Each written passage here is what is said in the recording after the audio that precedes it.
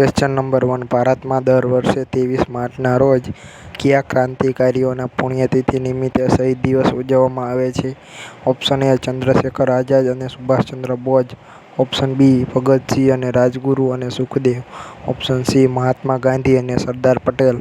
Option D લાલા લજપતરાય. સાચો જવાબ option B Bhagat Singh, Sukhdev અને રાજગુરુ. Question number 2. વર્ષ 2026માં યોજાનારી ફિફા વર્લ્ડ કપની યજમાની કયા દેશો દ્વારા કરવામાં આવશે? ઓપ્શન એ ભારત અને Sri Lanka. Option B America, Canada અને મેક્સિકો. ઓપ્શન સી કતાર અને Saudi Arabia. Option D Australia અને ન્યૂઝીલેન્ડ. તો વિદ્યાર્થી મિત્રો, આમાં સાચો જવાબ છે ઓપ્શન બી અમેરિકા, કેનેડા અને મેક્સિકો. Question number 3. 23 માર્ચ 2026ના રોજ વિશ્વ હવામાન વિજ્ઞાન દિવસની થીમ શું છે? Option A climate change and water. Option B observing today protecting tomorrow. Option C early warning for all. Option D the future of weather. તો વિદ્યાર્થી મિત્રો, આનો સાચો જવાબ છે option B observing today and protecting tomorrow. Question number 4. March 2026માં my Bharat platform હેઠળ ભારત સરકાર દ્વારા કઈ મોટી ઇવેન્ટનું આયોજન કરવામાં આવ્યું છે?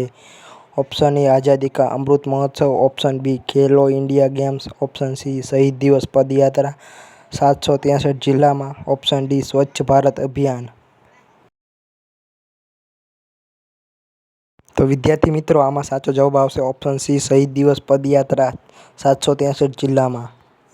ક્વેશ્ચન 5. વર્ષ 2026માં 20મી એશિયન ગેમ્સનું આયોજન કયા દેશમાં થવાનું છે? ઓપ્શન એ ચીન. ઓપ્શન બી દક્ષિણ કોરિયા. ઓપ્શન સી જાપાન નાગોયામાં. Option D Bharat. વિદ્યાર્થી મિત્રો, આમાં જવાબ આવશે ઓપ્શન સી જાપાન નાગોયામાં થશે આયોજન. Question number 6. જાન્યુઆરી 2026માં ભારતના કયા પડોશી દેશોએ તેની નવી ચોથી પેઢીની સેલ્યુલર સેવા લોન્ચ કરી છે? Option A Nepal. Option B Bhutan. Option C Sri Lanka. Option D Bangladesh. વિદ્યાર્થી મિત્રો, આમાં સાચો જવાબ આવશે ઓપ્શન બી ભૂતાન. તો વિદ્યાર્થીઓ, આવા ડેઇલી MCQ જોવા માટે અમારી ચેનલ જીકે નોલેજને સબસ્ક્રાઈબ કરો. ડેઇલી કરંટ અફેર માટે MCQ આવી ચેનલમાં રોજ દરરોજ અપલોડ કરવામાં આવશે. જેથી તમે વિડીયો ગમે તો લાઇક, શેર અને સબસ્ક્રાઈબ જરૂર કરજો.